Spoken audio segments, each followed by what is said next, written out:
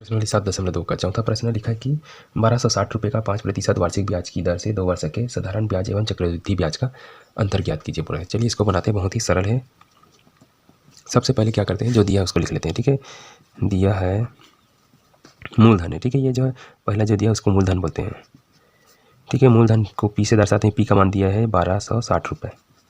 ठीक है, इसी रुपये का जो ब्याज मिल रहा है ना, तो जिस रुपये का जो ब्याज मिलता है उसी को मूलधन बोलते हैं। तो इसी 1260 रुपये इसका 5% से ब्याज मिल रहा है। ठीक है, तो यही है मूलधन। उसके बाद इसका दर दिया है। ठीक है, दर यानी कि जो प्रतिशत में लिखा रहता है उसको दर बोलते हैं। दर को आर से दर्शाते हैं, जो है 5% दिया। ठीक है, तो इसको 5% लिख देंगे। ठीक है, अब क्या है, समय भी दिया है तो 2 वर्ष है, तो समय को लिख सकते हैं ऐसे। समय को एन से दर्शाते हैं, एन बराबर 2 वर्ष। ठीक, तो हमें जो है इसका साधारण ब्याज एवं चक्रवृद्धि ब्याज का अंतर ज्ञात करना है। अंतर मतलब उसमें घटाना है। ठीक है, तो सबसे पहले साधारण ब्याज निकालते हैं। ठीक है, साधारण ब्याज का सूत्र क्या है, यह है पी गुना आर गुना, ठीक है, समय को टी से दर्शाते हैं। यहाँ पर एन है तो एन भी लिख सकते हैं या टी भी लिख सकते हैं। ठीक है, बटे 100। साधारण ब्याज के लिए यही जो है टी बन जाता है, टी यानी कि टाइम या समय। ठीक है, तो साधारण ब्याज का सूत्र यही है। तो इसके अनुसार बनाएंगे तो क्या हो जाएगा, देखिए पी का मान जो है इधर से बनाते हैं। ठीक है, तो पी का मान क्या रखे हैं, पी का मान जो है 1260 है, गुना आर का मान जो है 5 है, समय यानी कि टी का मान जो है 2 है तो 2 लिखेंगे इसे, बटे 100। ठीक है, इसको इंग्लिश में एस आई लिखते हैं, इसे एस आई यानी कि सिंपल इंटरेस्ट है, साधारण ब्याज। ठीक है, तो आप चाहे तो यहाँ पर ऐसे एस आई लिख सकते हैं। ठीक है, तो चलिए जो बनता है उसको बना देते हैं। तो ये जो है 5 दूनी 10 हो जाएगा ऐसे। ठीक है, ऊपर में 1260 है, जो है 5 दूनी 10 हो जाएगा ऐसे, और नीचे में 100 है। तो इसको देखिए, इसको ऊपर वाले को 0 से मतलब 10 से गुना करेंगे तो 1260 वैसे ही रहेगा। इसका 0 जो है इसी के साथ ऐसे आ जाएगा, गुना करते हैं। ठीक है, तो कोई भी एक के बाद जो 0 वाला संख्या है उसका गुना करना एकदम सरल है। ठीक है, जैसे 5 से गुना करेंगे तो 5 लिख दो, इसका दोनों 0 लिख दो। यहाँ जितना भी हो, अगर 45 है तो पैसा ऐसे 45 लिख दो, 2 0 डाल दो। सेम वैसे कि यहाँ देखिए 1260 था, उसका जो है 10 से गुना करें तो 1260 लिख के एक 0 और बढ़ा देना है। ठीक, इस तरह से बनाते हैं।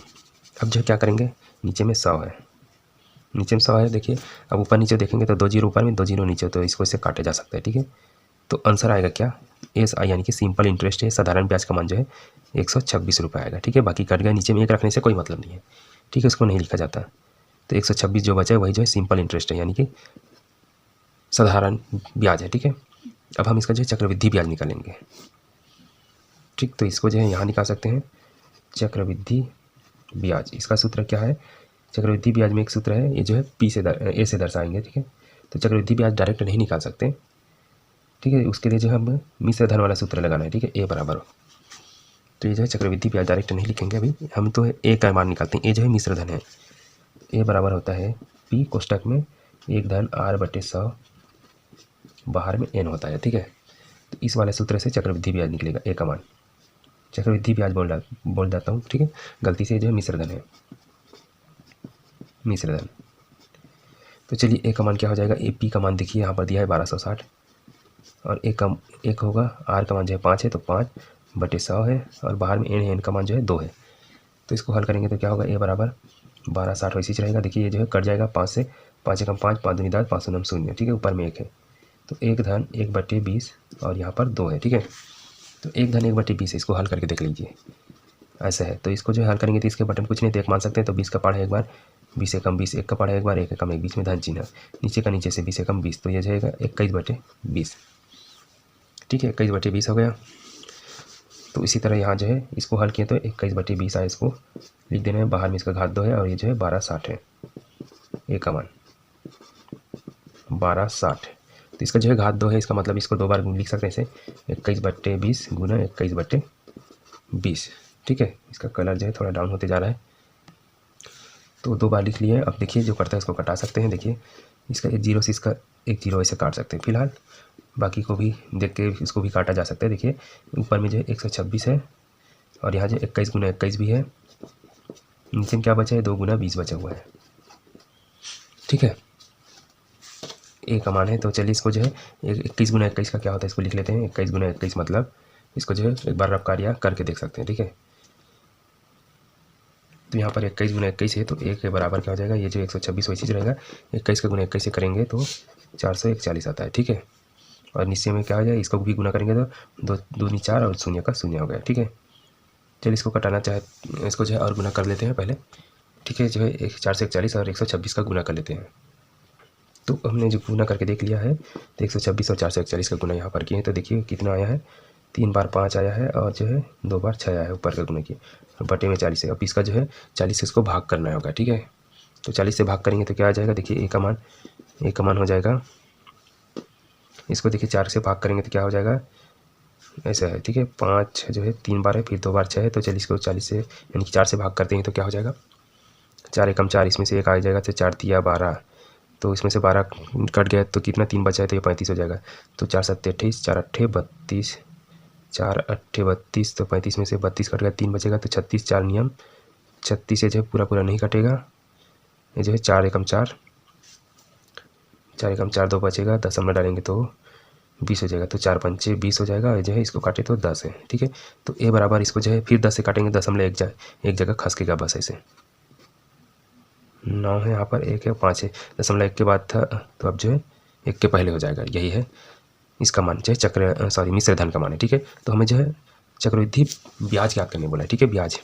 तो चक्रवृद्धि ब्याज का सूत्र क्या है, जो ए में पी को घटाना होता है, तो ए का मान जो है 13, 8, 9, 1 दशमलव है, 1 5 है, इसमें पी का मान घटाएंगे तो पी का मान 1260 है।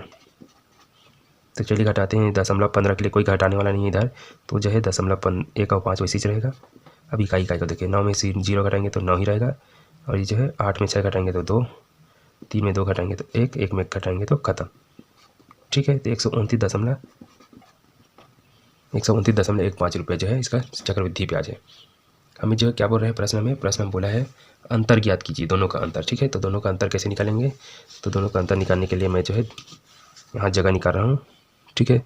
तो इसका अंतर क्या है, दोनों जो बड़ा है उसमें से, तो चक्रवृद्धि ब्याज